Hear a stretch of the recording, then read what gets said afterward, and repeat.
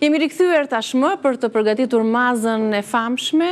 Më trego pak nga historia e saj si përgatitet edhe çfarë. Atëherë, maza është produkte të thjeshta, ingrediente të thjeshta. Ka dy lloj formash, siç e diskutuam pak më parë. Ka edhe me pjesën me probleme me grurin, me mielin, që janë gluten free, që quhen kategoria, që bëhet me pure patatesh, që ne kemi bërë me pure patatesh. Ka edhe me miell të drejt për drejt integral që bëhet në shtëpia normale, kush nuk ka probleme.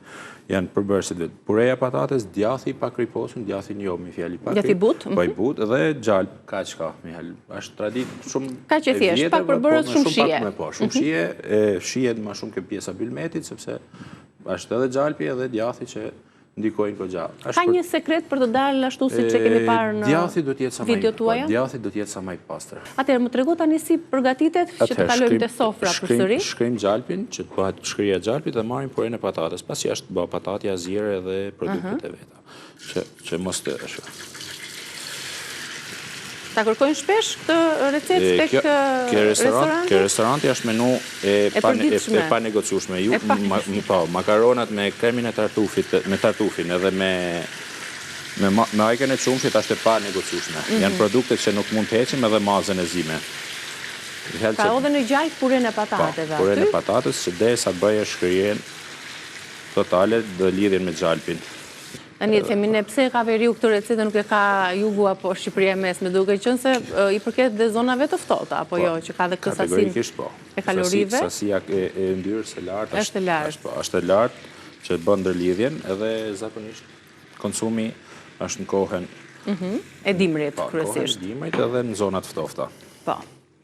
Çfarë përfaqëson sofra në familjet tuaja? Vazhdon kjo tradita? I prisni miqt nëpër sofra, zoti Lulash? Sofra vazhdon. Çfarë përfaqëson ajo? Është më duket një takim mes shijes, me gazave tradicionale dhe kulturës. Sofra është tash i mi vet. Ja të shohim pak kremozitetin. Ndarjen e gjalpit Mihel që tregon se tu kuptohet që ajo është gati. Që nuk ngjit më. Kjo nëse qëndron, bie që trashet, forcohet. Kjo pastaj shoqërohet me çfarë ka klienti dëshiren. Okej. E marrim dhe shkojmë tek tryeza tani, edhe pse është degustuar, e ka kaluar fazën e vet përgatitore në panair, po ja pse jo, mund të kjo është ta testojmë pak. Do ta provosh e para? Se e nxehtë ashtu e ngrohtë siç është akoma më mirë. Kremi i ka të përfshime elasticiteti, djathi, që jep djathi drejt për drejt. Kjo është me pure? Miell normal.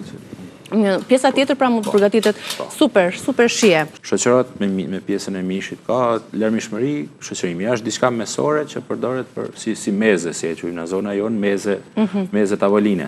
Meze tavoline për të shoqëruar gatimet e tjera.